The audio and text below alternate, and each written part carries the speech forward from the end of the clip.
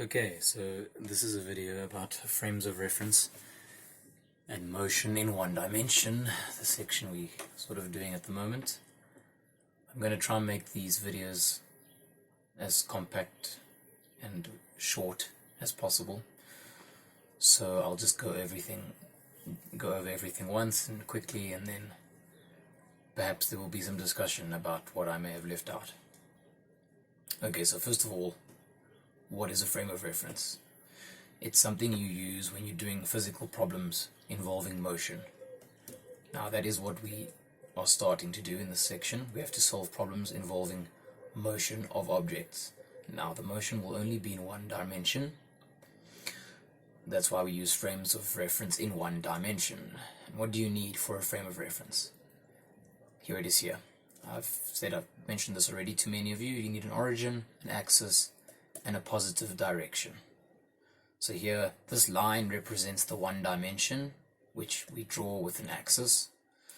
That's the origin. You need it to be somewhere, it doesn't matter where it is. These two things here I'm just going to use as points. Point A, point B.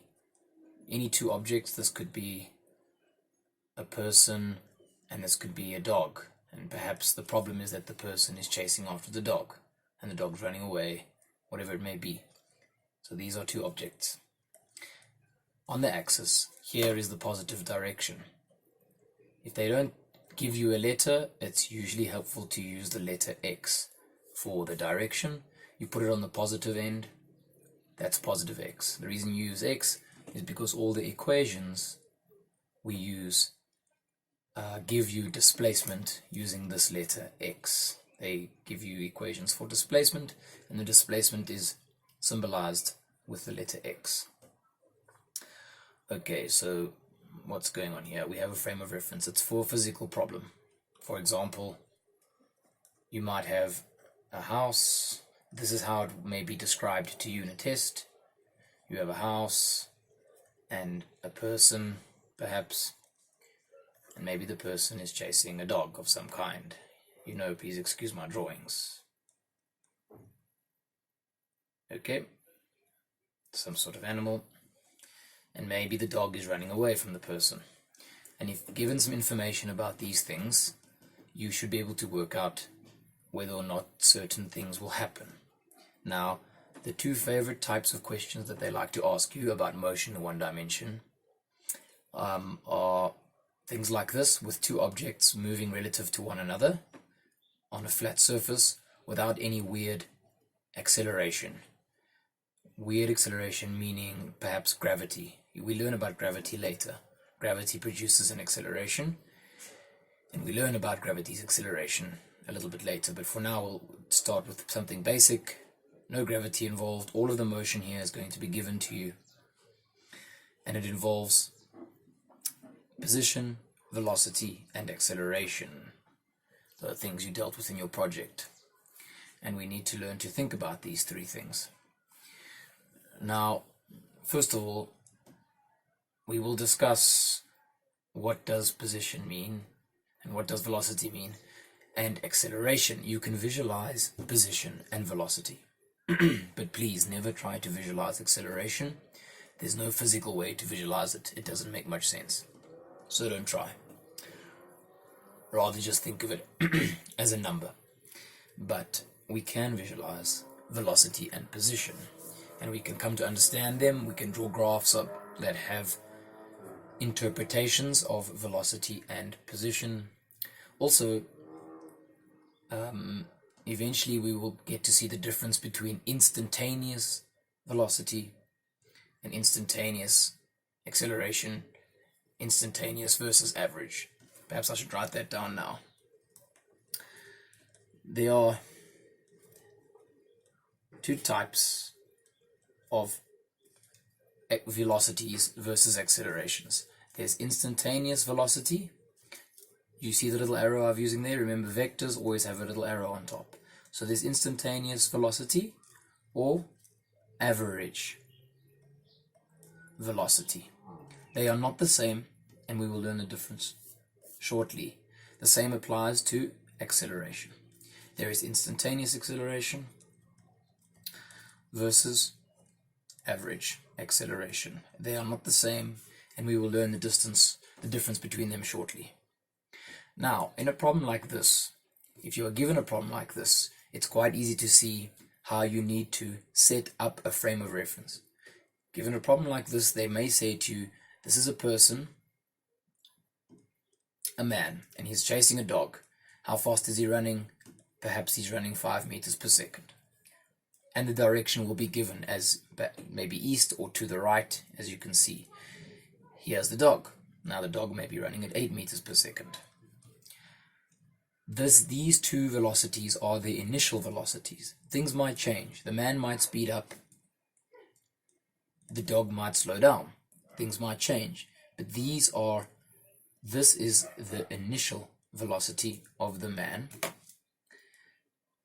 And this is the initial velocity of the dog. Initial is written as V with a subscript I.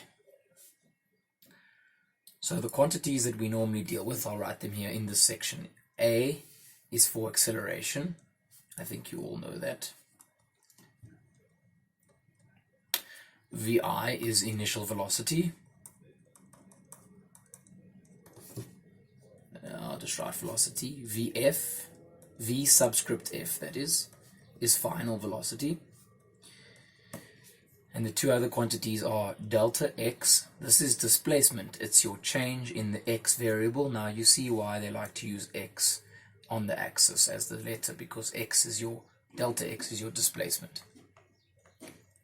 And then finally delta t. This is time.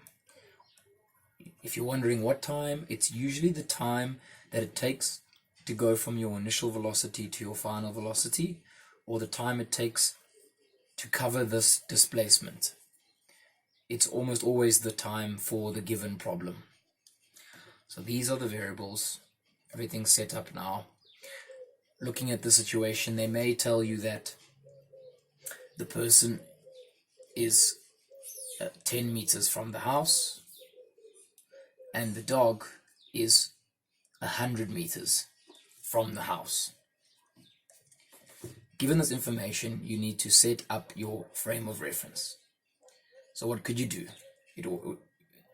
They're trying to tell you that the house needs to be the origin. Why? How do you know? Because they've given you distances of the man and the dog relative to the house. So normally all distances are measured, all displacements and all distances are measured relative to the origin. So there's the man, 10 meters from the house. We could put 10 meters up here. If we were trying to turn this into our reference frame for this problem, we'd put 10 meters there to the person. This distance here, we just need to keep track of it. It would of course be 90 meters because the position of the person is 10 meters in the positive x direction from the origin. That's positive 10. And the position of the dog is positive 100, meaning 100 meters in the positive x direction from the house. So we've put an origin on the problem. Here would be our origin. We've set up an axis. The ground, the floor is the axis. We've set a positive direction. It's sensible to choose the direction that the things are normally going. So to the right is positive. We've got an origin, we've got an axis, we've got a positive direction, and now we can fill in some other numbers if you want. We can fill in this object's initial velocity, this object's initial velocity. If they give you more information, for example, they may say that the man's acceleration is 2 meters per second squared. Of course, we will discuss acceleration a bit more. And they may say that the dog's acceleration is 1 meter per second squared. You can fill that in too. That would be the acceleration. There will not be an initial and a final. We deal with constant acceleration. In our problems, the problems we deal with, acceleration does not change. So there will not be something like a initial or a final. They will be the same, so there's no point in writing the subscript. You just call it acceleration, and you can write down the acceleration of the two objects in your problem. You can put that in the drawing of your reference frame as well. Drawings for reference frames usually don't count for a lot of marks, but they're very important to help you in doing the calculations that follow. calculations of the sort. For example, I might ask you, will this man eventually catch the dog? If so, how long will it take? That's one thing I could ask you. I could also say, when the man catches the dog, how far away from the house will he be? So I could ask you the time it takes to catch the dog, and I could ask you how far from the house. In other words, how far has he traveled when he intercepts the dog? Those are the kinds of questions you could ask. Okay, I'm going to stop this video here. I think it's a good introduction.